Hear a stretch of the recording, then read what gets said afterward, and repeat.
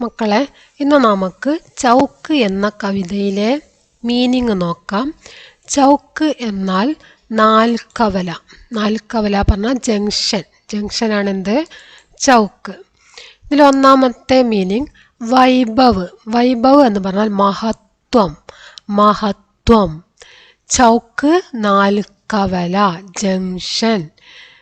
പാർ കർണ, cross ചെയ്യുക. പാർ കർണ, ദൂസരെ കിനാരെ പഹൂഞ്ചന എന്നാണ് ഇവിടെ എഴുതിയത്. അതായത് മറുവശത്ത് എത്തുക. പാർ കർണ. പാർ കർണ പറഞ്ഞാൽ ക്രോസ് ചെയ്യുക, മുറിച്ച് കടക്കുക. അതിനാണ് പാർ കർണ എന്ന് പറയാം. മൊഹല്ല. മൊഹല്ല എന്ന് പറഞ്ഞാൽ തെരുവ്. മൊഹല്ല, തെരുവ്. ഹവാലേ കർണ. അടുത്തത് ഹവാലേ കർണ, ആരുടെയെങ്കിലും കയ്യിൽ ഏൽപ്പിക്കുക.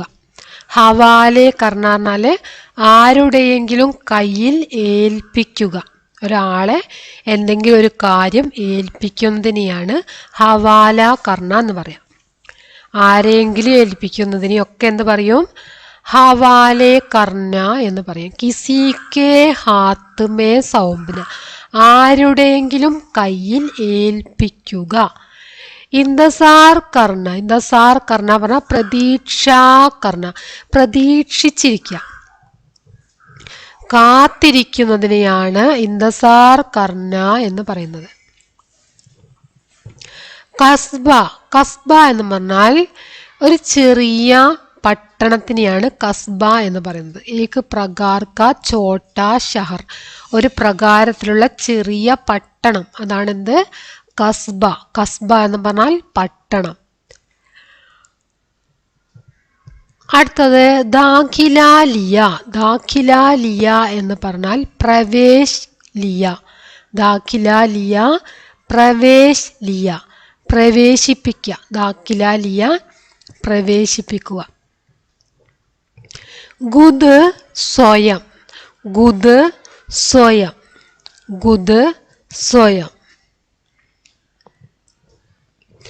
ദോഡേസെ. ദോഡെ പറഞ്ഞാൽ അല്പം, കുറച്ച്. ദോഡേസെ പറഞ്ഞാൽ അല്പം, കുറച്ച്. അതാണ് ദോഡേസെ. ദശക് 10 വർഷോं का समूह. ദശക് പറഞ്ഞാൽ 10 വർഷോं का समूह, 10 വർഷങ്ങളുടെ കൂട്ടം. അതിനെയാണ് ദശക് എന്ന് പറയുന്നത്. 10 വർഷത്തിനെയാണ് പറയുന്നത് ദശക്. ബേതർതീബ്. ബേതർതീബ് നിയന്ത്രണമില്ലാത്ത. നിയന്ത്രണമില്ലാത്ത. ബേതർതീബ്. ബേതർതീബ് നിയന്ത്രണമില്ലാത്ത. ചൗക്ക് സേ ഗുസർന. ചൗക്ക് കോ പാർ കർണ, അതായത് നാൽക്കവല ക്രോസ് ചെയ്യുക. ചൗക്ക് സേ ഗുസർന പറഞ്ഞാൽ, ഗുസർന പറഞ്ഞാൽ കടന്നു പോകുക എന്നുള്ള അർത്ഥമാണ്. കടന്നു പോകുക. അപ്പോൾ നാൽക്കവല കടന്നു പോകുക. ചൗക്ക് കോ പാർ കർണ, നാൽക്കവല ക്രോസ് ചെയ്യുക. ദായേം ഹാത്ത്. ദായേം ഹാത്ത് വലത് കൈ. ദായേം ഹാത്ത് വലത് കൈ. ദായേം വലത്. അപ്പം ദായേം ഹാത്ത് വലത് കൈ. സംഭാൽത്താഹോം. സംഭാൽത്താഹോം ചേർത്ത് പിടിക്കുന്നു. സംഭാൽത്താഹോം ചേർത്ത് പിടിക്കാം. സംഭാൽത്താഹോം ചേർത്ത് പിടിക്കുന്നു.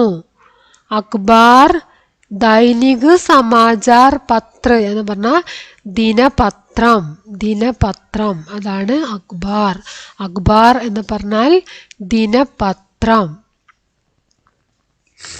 അപ്പം അത്രയാണ് ഇതിലുള്ള മീനിങ്. എല്ലാവരും നന്നായിട്ട് നോക്കി വായിച്ച് പഠിക്കണം. മീനിങ് നിർബന്ധമായിട്ടും പഠിക്കണം. ഓക്കെ.